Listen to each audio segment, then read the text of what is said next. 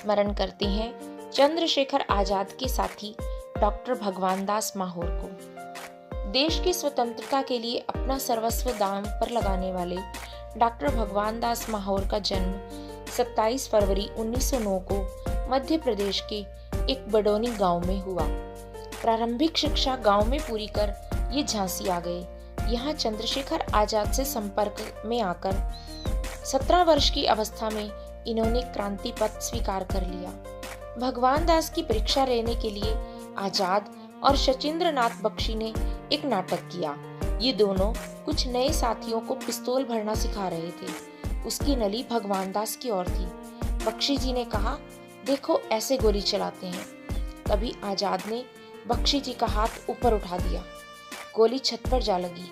बख्शी जी ने घबराहट का अभिनय किया। आजाद ने तब भगवान दास के दिल की धड़कन देखी। वह बिल्कुल सामान्य थी। आजाद समझ गए कि दल के लिए ऐसा ही साहसी व्यक्ति चाहिए। स्कूली शिक्षा उत्तीर्ण कर उन्होंने आजाद की सलाह पर ग्वालियर के विक्टोरिया कॉलेज में प्रवेश ले लिया और छात्रावास में रहने लगे। पर जब वहां आने वाले क्रांतिकारियों की संख्या बहुत बढ़ने लगी तो उन्होंने चंद्रबदनी का नाका मोहल्ले में एक कमरा किराए पर ले लिया। जब लाहौर में सैंडर्स को मारने का निर्णय हो गया तो आजाद ने उन्हें भी वहां बुला लिया। उन और विजय कुमार सिन्हा पर यह जिम्मेदारी थी कि यदि सैंडर्स भगत सिंह आदि के हाथ से बच जाए तो ये दोनों उसे निपटा देंगे। एक बार आजाद ने भगवान दास और सदाशिव मलकापुरकर के हाथ में एक पेटी हथियार राजगुरु के पास अकोला भेजे। भुसावल पर उन्हें गाड़ी बदलनी थी। वहां आबकारी अधिकारी ने वह पेटी खुलवा ली।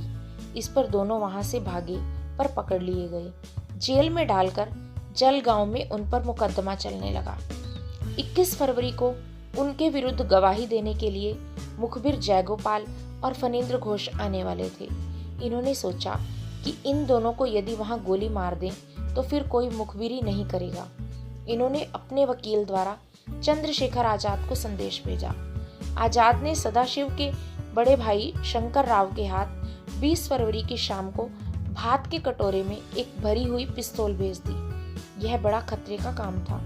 21 फरवरी को उन्हें न्यायालय में गोली चलाने का अवसर नहीं मिला, पर जब भोजनावकाश में दोनों मुखबिर खाना खा रहे थे तो भगवान दास ने गोली चला दी।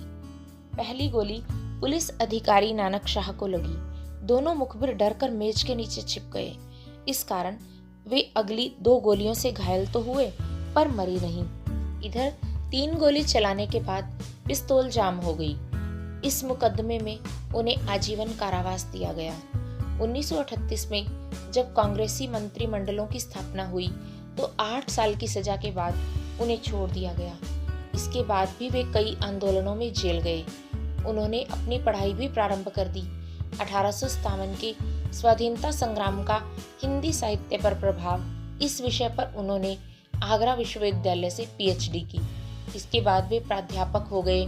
बुंदेलखंड के साहित्य पर शोध के लिए झांसी विश्वविद्यालय ने इन्हें डीलिट की उपाधि दी।